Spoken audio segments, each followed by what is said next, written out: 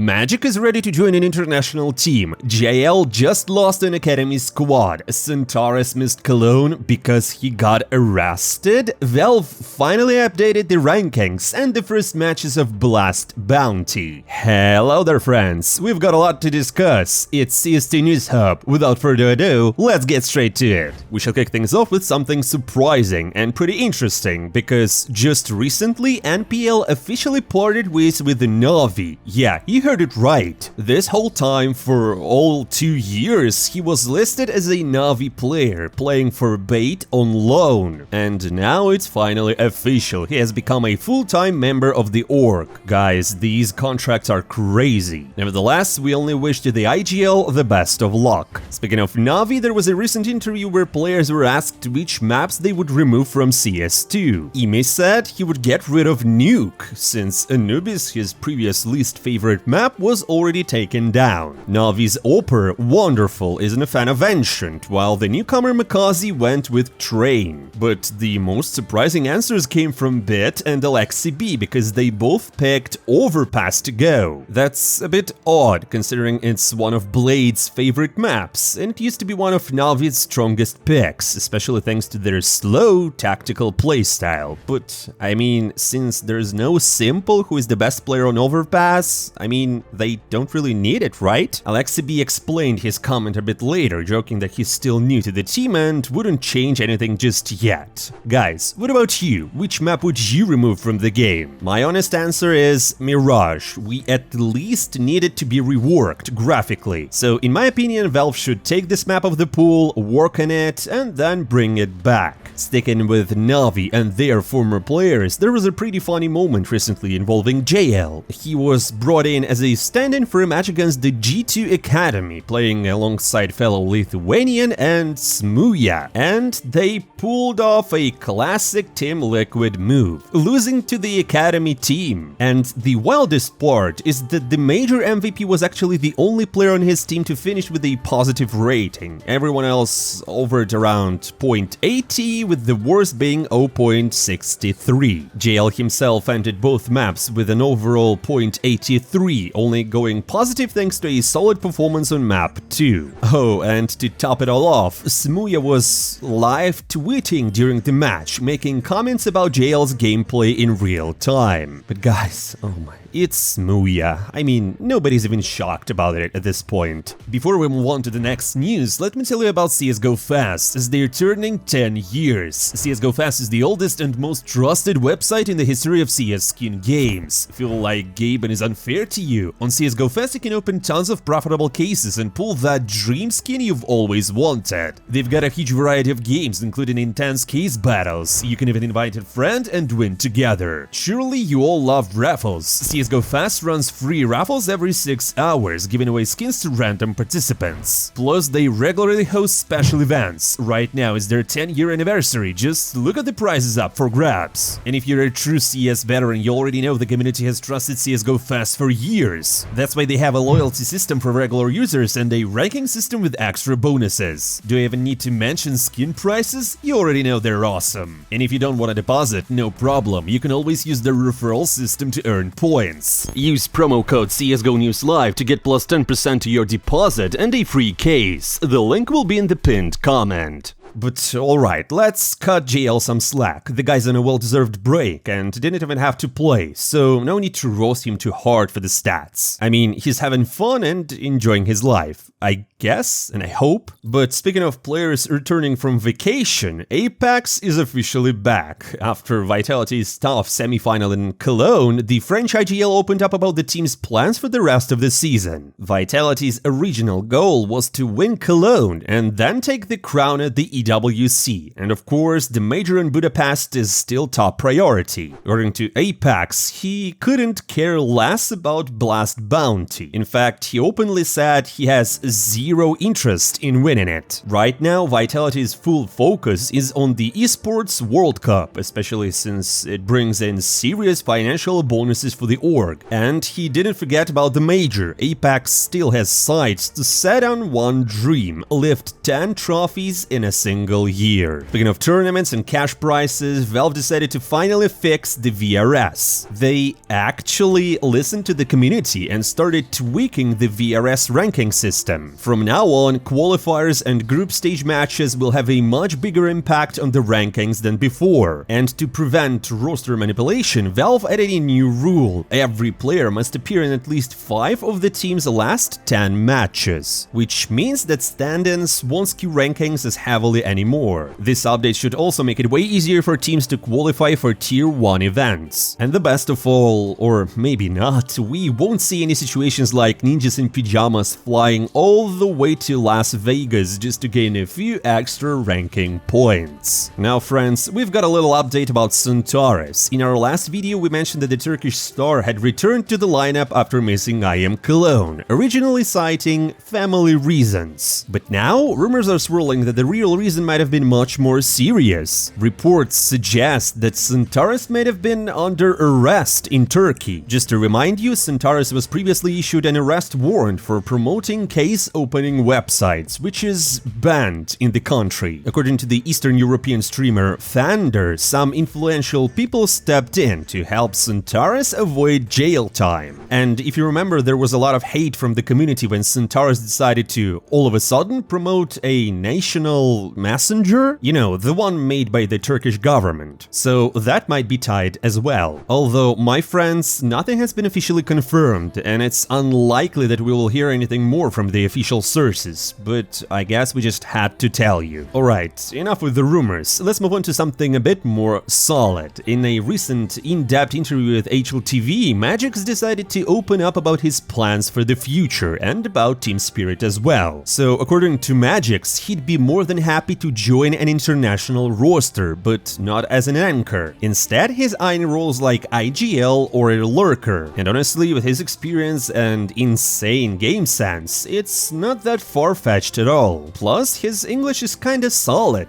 both in and out of the server, which honestly is not a huge surprise if you know that he graduated from high school with a gold medal. Magixx also shared a bit of insight into how team spirit is structured behind the scenes. According to him, there are 3 core players in team spirit: the IGL, the Opper, and Donk. The rest are replaceable if needed. But my friends, I have to remind you that there were earlier rumors that Chopper might be leaving the team alongside Magixx, but in the end, Leonid decided to stick around, or Team Spirit decided to have him around. Anyways, it doesn't matter. My friends, which team do you think Magixx will fit in? Tell us in the comments below. Now, hear me out, guys. Since we're on the topic of Magixx potentially joining an international roster, what if he decides to join BCG? In the previous episode, we told you about Overdrive's inside. He said that BCG might sign a trio with enough VRS points. But guess what? Overdrive walked back his insider claim, although he didn't rule out roster changes altogether. In fact, he mentioned that Tom might be joining the lineup, the Eastern European streamer. Now friends, imagine this. Andu stays, he was just signed. Nexa keeps the IGL role because, let's face it, there aren't many viable captains in the market right now, and Nexa can manage, I bet on it. Simple takes the op, surely and undoubtedly. Now, Magixx joins the team, and he knows the game a lot, he's a major winning player. He can bring in the consistency and experience they need. And Tom gets a legit shot at the Tier 1 scene. Although, honestly, I can't imagine which role he will take, but nevertheless. Or, you know what, guys? They could go full crazy, drop Nexa and let Magixx take over as IGL. Yeah, it might sound wild, but, well, let's be honest, BCG have the money to make this happen, and Magixx does seem to be open to trying something new. Although he did say that it's unlikely that he will join any team before the major, but hey, anything can happen. I mean, Simple can leave NAVI and join BCG all of a sudden. But anyways, even if Magixx doesn't join, Tom still has a higher chance of making it to the squad. He's been consistently grinding scrims with Simple, and yeah, by the way, Simple was actually teaching Tom how to play on Tier 1. And you know what? It worked. Now he's the top of the ladder on FaZe. But anyways, guys, what do you think? Is this kind of move actually possible? What do you think of the BCG roster? Maybe they should should sign someone else, for example, Gamer Legion players or Astralis Core? I mean, as an org, they need the money, right? Well, let us know in the comments below. While we're still on topic of Team Spirit, we've got to talk about Shiro, who just got really close to becoming the highest earning Russian CS player in prize money. After winning IEM Cologne, the Opera surpassed Perfecto and now sits at number 2 of the all-time Russians earning list. Currently, the top spot belongs to Electronic, who's ahead by about $340,000. But guys, let's be honest, with Electronic stock in Virtus.pro and Shiro out there winning trophies, it's only a matter of time before the sniper takes the throne. And to wrap things up, let's talk about the opening matches of Blast Bounty. Just a quick reminder, the whole concept of the tournament is that the low-ranked teams get to choose their opponents and then fight to steal their bounty. Also, just a reminder, there are 32 teams playing best of 3s in single elimination, so if you lose, you're dropping out. And now to the first match, which featured Bait versus Foot. No guys, Foot has nothing to do with FIFA Ultimate Team. It's a Turkish esports organization who just recently signed ex-NAVI players. Ex-NAVI Junior, I mean, together with Misuta. But, I mean, it's clear that they haven't fully synced yet. I mean, stat-wise, the Frenchman didn't stand out in a bad way, but the comms just weren't there. Meanwhile, Bait looked sharp and coordinated. Sure, the first map went to OTs, but it was Foot's pick. But then Bait just closed it out and won the second map. Next up was Liquid versus Ecstatic, and somehow Liquid nearly managed to hit rock bottom again. Map 1 went to 4 overtimes. It was really tough to figure out who was the stronger side. And guys, keep in mind that Ecstatic just recently reformed their roster, while Liquid had no reshuffles. I mean, yeah, Liquid took the first map eventually, and then they turned things around on map 2, but it's still clear that they're only comfortable on their own map picks. Had it been a stronger team like Furia, for example, on the other side, this match might have ended earlier and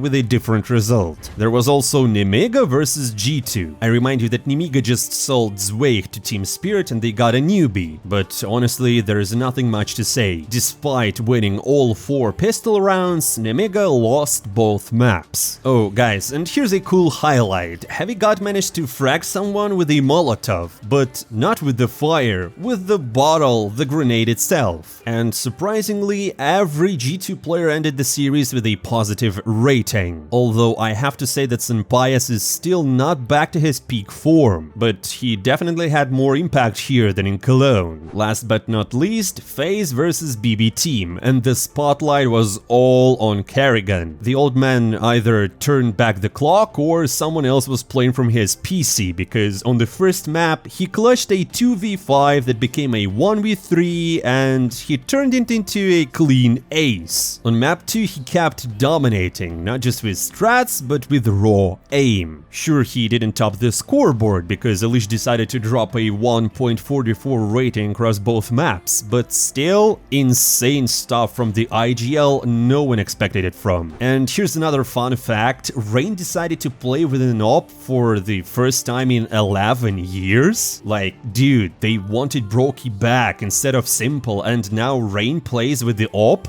What? Why? What's happening within FaZe? Can anybody explain? Anyways, unfortunately, there wasn't much suspense in the early matches. The underdogs got knocked out and the favorites capped their bounties. And last but not least, Mouse fans, you got lucky, because during their online match days, their team base will open up for visitors. That means fans can come and watch the players up close, live, basically like a private show match, but way more intense and atmospheric. That's honestly something really cool. But I have to say that it's all for today, my friends. Thank you for watching. Don't forget to hit the like button, to follow the channel, and drop by in the comments below because it helps us develop a lot. I'm not saying goodbye for a long time, my friends. See you soon.